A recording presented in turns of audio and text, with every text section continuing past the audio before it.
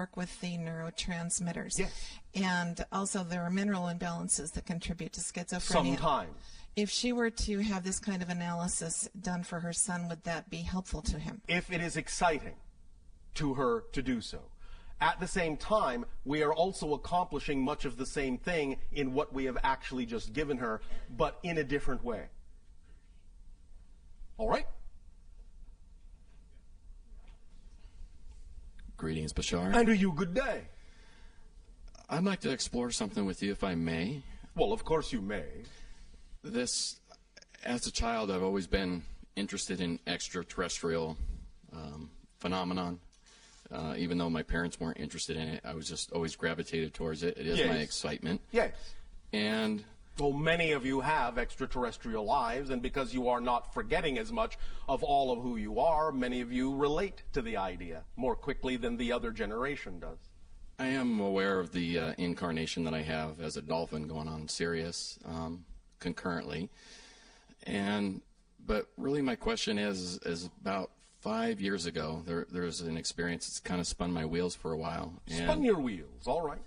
And this incident happened with my girlfriend. We were living together, and one evening her allergies were acting up, and so she said, well, I'm going to go sleep on the couch so you can get some rest. And in the middle of the night, I woke up, went out to the couch, and she was gone. Yes. Blanket, pillow, everything was gone. Yes. And I was like, well, where'd she go? Yes. And a natural question. And my son happened to be visiting his mother that weekend, so he was gone. Yes. And so I thought maybe she went and tucked herself into his bed. All right. So I went by the door, and it looked like there was someone under the covers, but it ended up being all my son's stuffed animals that were piled under there. Oh, all right. So when I saw it, it appeared that there was somebody in there, and being she likes to pull the blanket over her head, I'm thinking, well, she just went in there, and so I went back to bed. Well, when I got up in the morning, she was on the couch. Yes. I was like, what are you doing back out here? She said, what are you talking about? I've been here all night. I said, no, you haven't. So I got up in the middle of the night, and you were gone. Yes.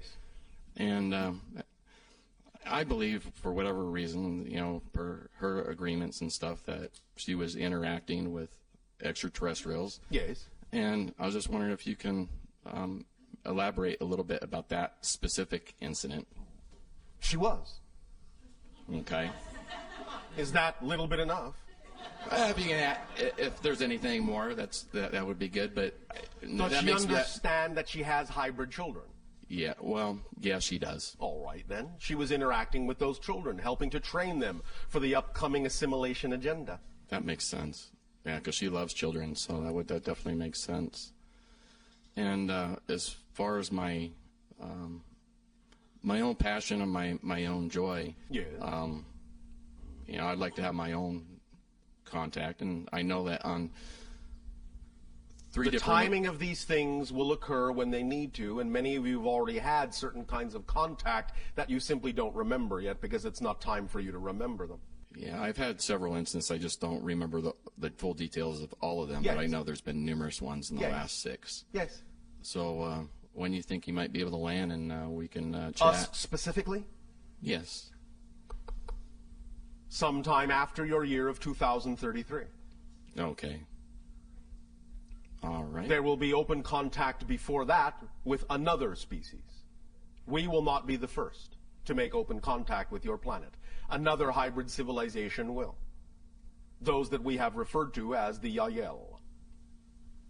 Okay. All right. Thank you, Bashar. Thank you. Bashar? Yes. We had a question from one of the News for the Soul listers regarding what you would like to share with us about what may be coming in the next year and what we perhaps can anticipate.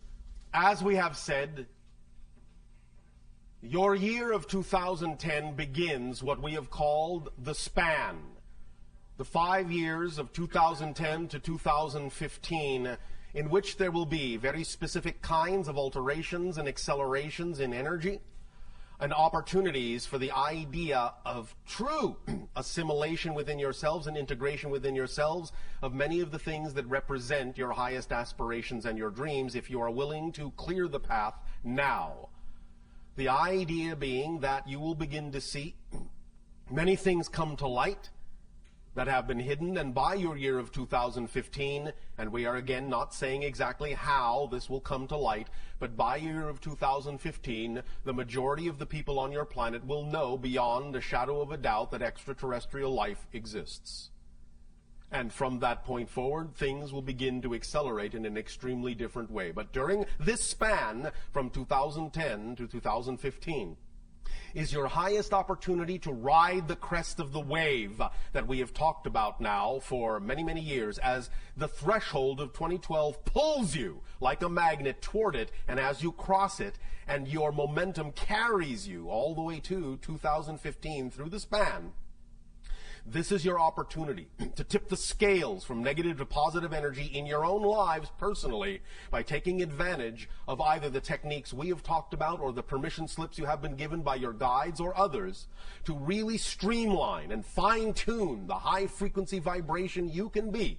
For as we have said in the past, and now more than ever, as you accelerate your frequency, as you upgrade your frequency, the slightest deviation, the slightest thing that is not aligned with the highest frequency will cause the entire mechanism to grind to a halt until you integrate it and rev it up again. You cannot now. You are becoming so highly refined, you cannot now stand even the smallest particle of misalignment, or the entire thing will simply come crashing down. And you will have to pick up the pieces and reintegrate. Again, you can get good at this. You can get faster and faster at this. But the idea is that through the span, there is very little leeway. It is, as we have already discussed with someone, like walking the razor's edge. The slightest deviation to one side or another will catapult and spiral you off in a direction that will allow you to experience cycles that you may no longer wish to experience. Allow yourself to remain in balance through this span. The energy is highly accelerated. You can, in a sense, no longer afford a large window of sloppiness. You now have a very narrow path of frequency vibration to walk that represents your true self. It will become narrower and narrower and narrower. Any deviation in that sense will be felt in that sense possibly as extreme pain. Allow yourselves the opportunity to experience it as joy by accelerating forward. Again, this is not set in stone. Each of you are different. It will happen differently on a case-by-case basis, but we are talking about the general collective energy and how you can take advantage of that collective wave and ride it. Otherwise, you may experience a great degree of confusion. But always you have now the sufficient tools to bring you back to square one, as you say, and carry you through the span clearly. In that time, many things will crystallize. Many things will come to light. Many secrets will be revealed on different levels of what you call government agencies. You will find that toward your year of 2013, there will be incidents that will completely rearrange certain political relationships in your world.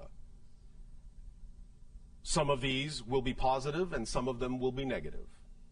But it will lay the course and lay the foundation and lay the path for what is to happen beyond 2015 and what will accelerate toward the idea of contact between 2025 and 2033. But 2010 is the starting line. Allow yourselves to stay cleanly on the edge, in balance, with every opportunity to integrate that you can take, with verve and vitality and joy and excitement and love. That is our suggestion. I think I'll take that to heart. Please do so. For it is within the heart that you will find all the answers that you need when you actually know what the heart is truly saying, as opposed to what sometimes the negative beliefs will surround the heart with to muffle its message. Hatu. Hatu. I'd also like to wish you, along with everybody else in the room, a happy birthday, because we know that your birthday was just a few days ago. As it corresponds to your calendar, yes. Thank you. Right. And we wish all of you happy birthday, since today you are born anew. Yes.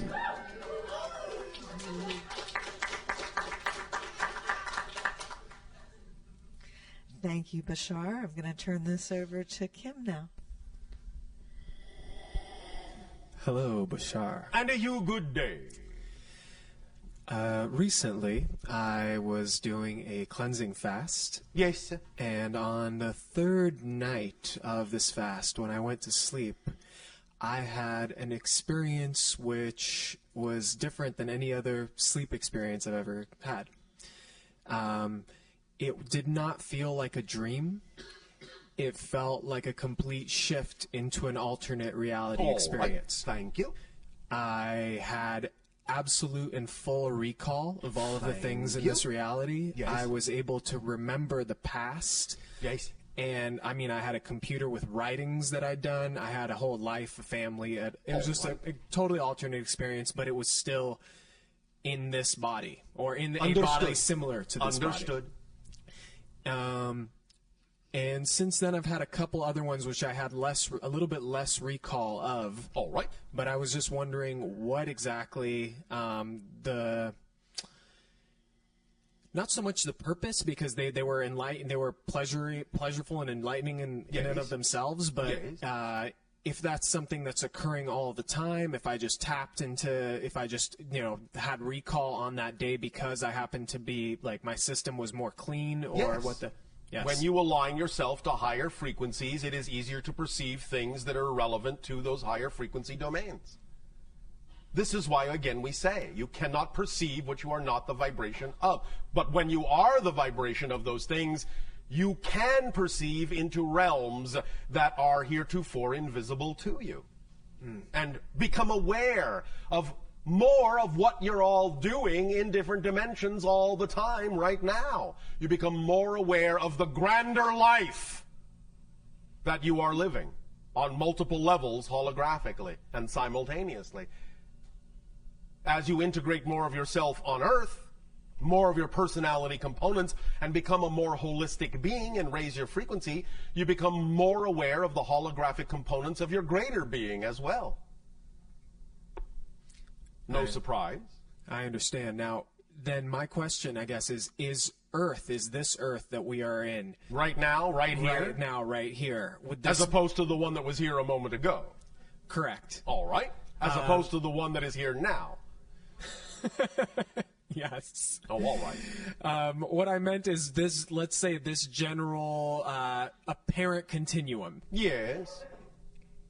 Is this the ground zero, so to speak, and I'm like the dimension that I've experienced and shifted into, is that an overtone of this one, or are they all, like, for example, does that version of me that exists in that reality experience this one as a fundamental or an overtone of itself? It depends. Sometimes it can experience it that way. Sometimes what you are calling ground zero is irrelevant to those realities, and they have no reason to perceive them. Aha. I see. So Makes sense? It's on a basis of relevance. Yes. I see. That is why we say anything is possible. The real question is it relevant to your reality? Uh-huh. Okay. Does that help you? That does help. On a second question, Yes. or actually more of a comment. Yes. A few years back now, actually, we had a private conversation where you told me to that it would be fortuitous, I believe was the word you used, to play the Hong in China. Yes. And I recently had that opportunity, and thank you. I got to play in the People's Hall, which was probably the very first time a Hong has been inside the People's Hall. Very good. It was really a lot of fun. Yes. And I was wondering if there are any steps that you'd recommend, further action on this Only by the allowance of your synchronicity, what was created that way, other things can be created in a similar fashion.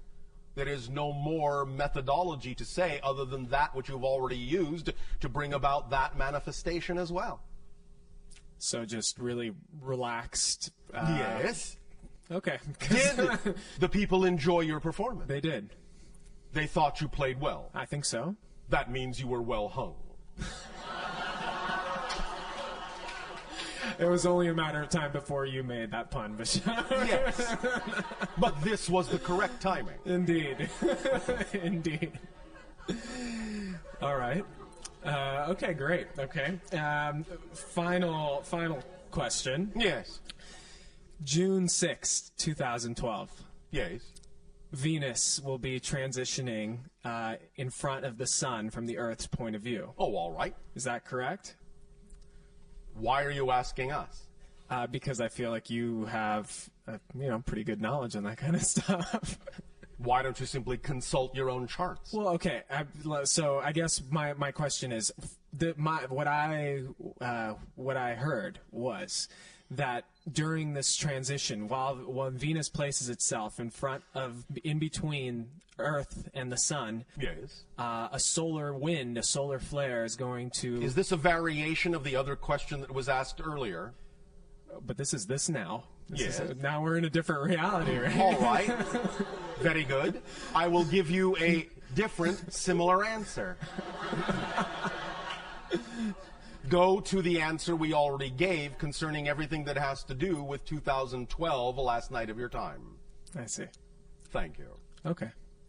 All right, thank you.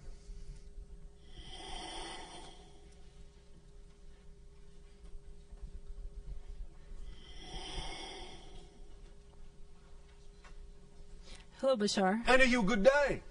When you make agreements with other civilizations in the Alliance to perform services for each other, Yes. what are some of the most unique services that you've had to perform for each other? One of the most unique services that we have performed for other civilizations is creating an energy field in our civilization that allows them to create a temporary body in our civilization to experience our civilization temporarily. Thus, then, when they are done with that experience, they simply pop out, retract their consciousness, and the body dissipates back into energy.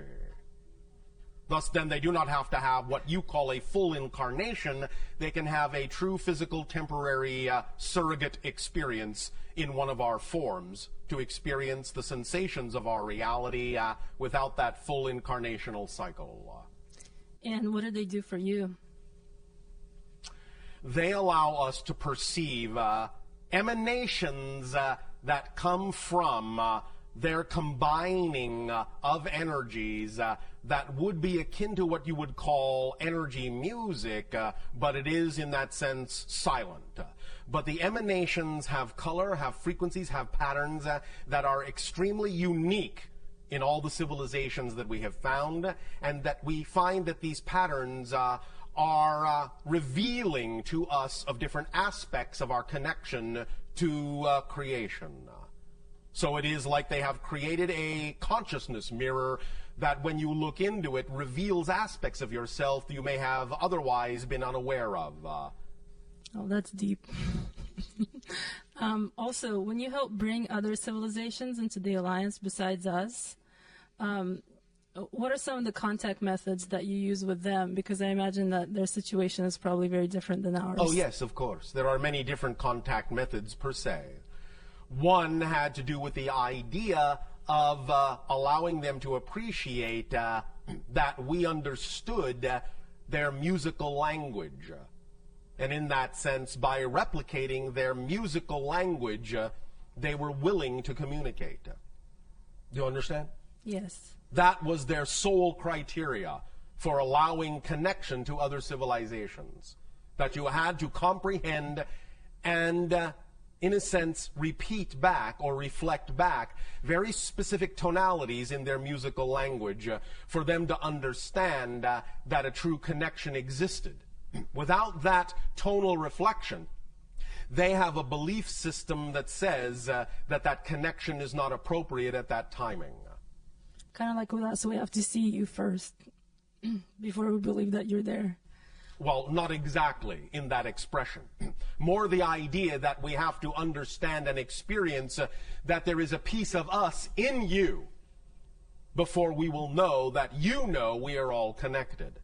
So if you are operating on that level, you will be able to show us that you're operating on that level by reflecting back to us the piece of us that exists within you. And when we see that reflection, we will know that you know we are all connected, and we will feel, in a sense, appropriate in strengthening the connection from that point forward.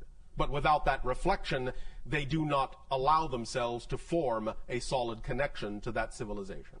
Okay, and for those civilizations that you've already brought over, Yes. what was their initial reaction to the first physical contact with Well, you? certainly they don't have all the same reaction. You understand? Right. It depends not only on a civilization by civilization basis, it often sometimes depends on the individuals that are first contacted and how they relate to their civilization. But generally speaking, open contact does not really occur until there is at least some measure of coherency and cohesiveness in that civilization. Thus then, even though there are a variety of ways that individual civilizations may respond to first contact, we only make that contact when we now know that the response will generally be positive and beneficial for the entire civilization. Nevertheless, one example of open contact was all individuals in that civilization all at once lying down on the ground facing skyward. This was their way of acting as intermediaries between their planet and the sky. It was their symbol for connecting what you would call heaven and earth. So when we appeared and they recognized that the timing had come for them to connect to beings from the stars, they all lay down on their backs and looked up at the sky as an expression of gratitude and thanks and readiness for acting as intermediaries between their world and the stars. Nice. Okay. One more thing. Yes, sir. You said that you learned from the Thuk how to make people forget that they met you. Yes. How were you able to figure out that they had this ability if you can't remember having interacted with them? As we explored our own consciousness and elevated our own frequency, knowing that something had happened even though we could not remember what it was our experience of what we call the watermelon seed effect. We knew something had happened, but our consciousness was prevented from knowing what had happened, and so we examined our consciousness until such time as we found a third direction to pitch our consciousness into that allowed us to awaken to the memory of those experiences. So they gave us the opportunity to look in a new direction we had never looked at before within our own consciousness. Was it with their permission? Of course. Oh. And what kinds of applications have the Thuk found for their ability? We are not allowed to share that information. Okay. Thank you. All right, thank you.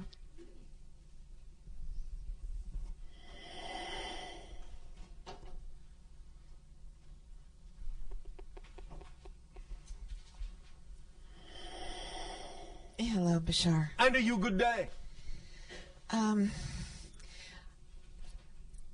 have been frustrated for a number of years by by the tremendous gaps and blanks in the history that we have access to Yes. in the public sense. Yes. And if you really get into it, the more you get into it, the more you realize so much of it makes absolutely no sense at Yes, all. well, there are many, many, many things that have happened on your world that most of you are completely unaware of, historically speaking.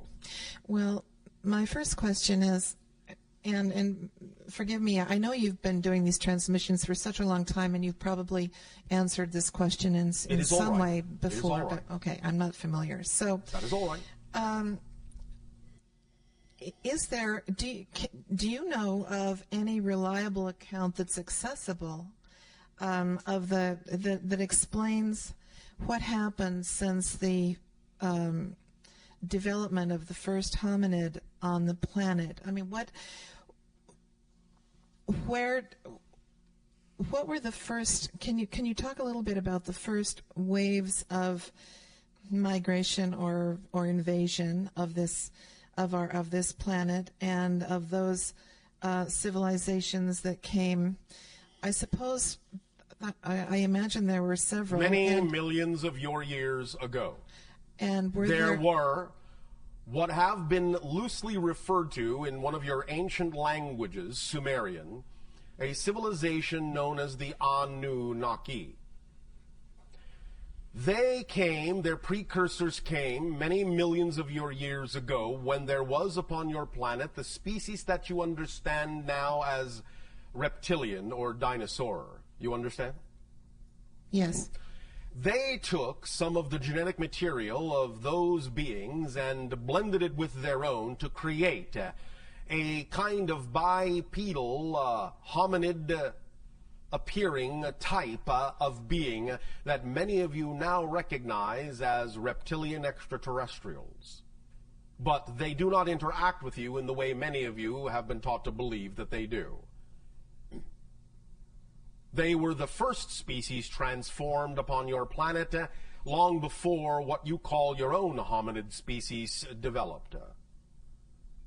This was what you call many millions of your years ago, approximately 72 million of your years ago.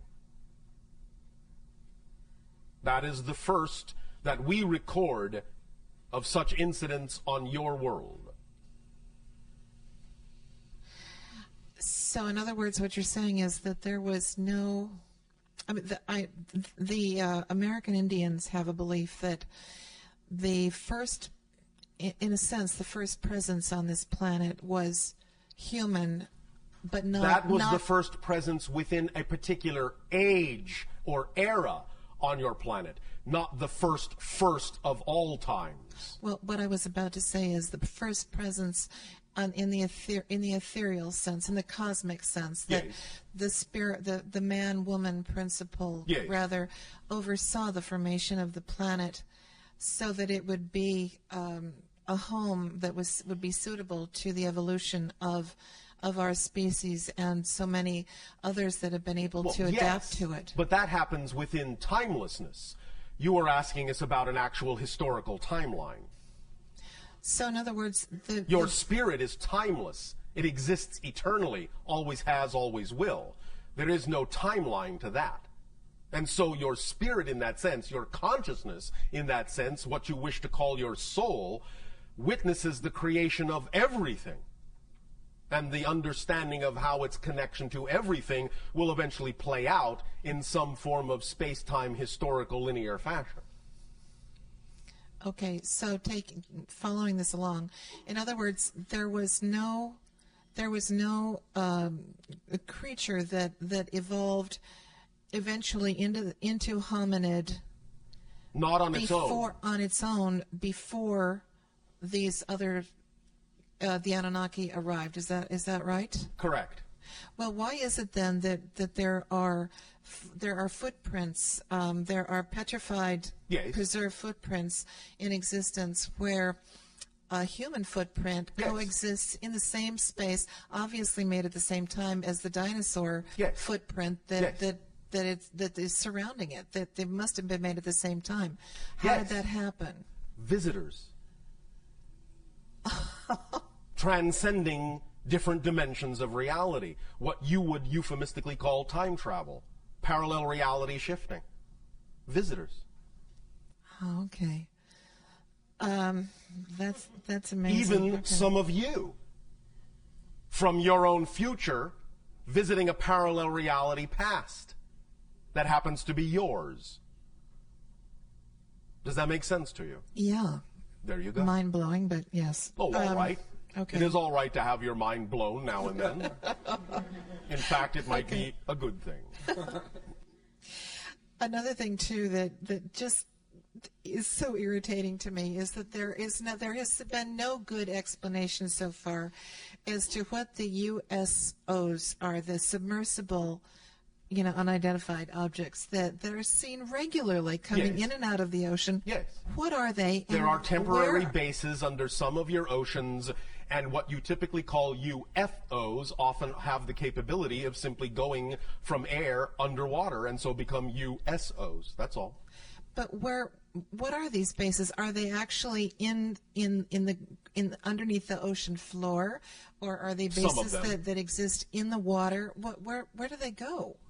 Some of them, in that sense, will go into tunnels that are representative of actual physical temporary bases in the crust of your planet. Others, in a sense, will actually simply phase shift themselves and simply go through your planet.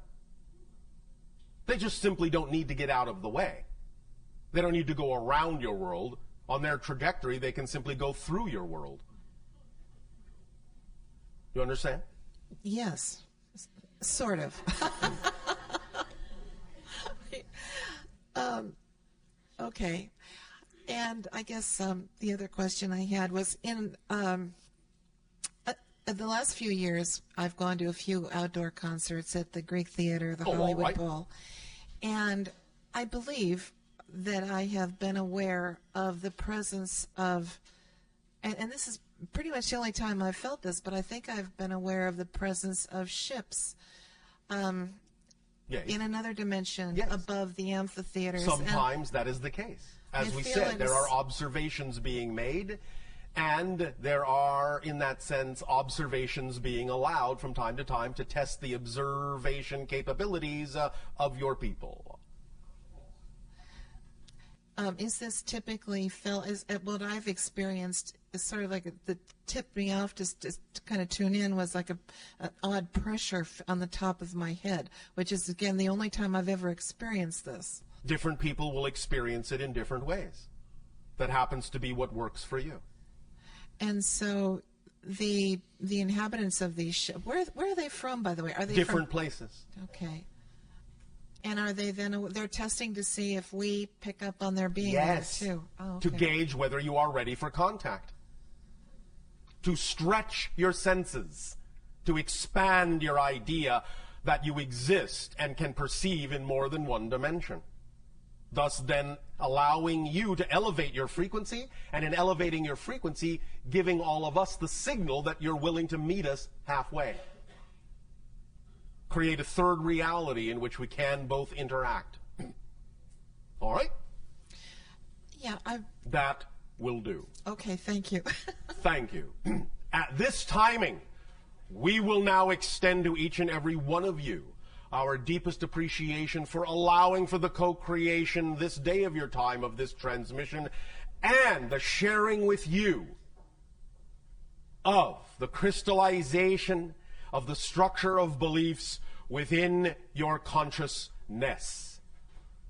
The tool is yours to use as you will. Use it well. Our unconditional love to you all, and a fond, exciting, creative, and joyful bless you. Good day. Good day.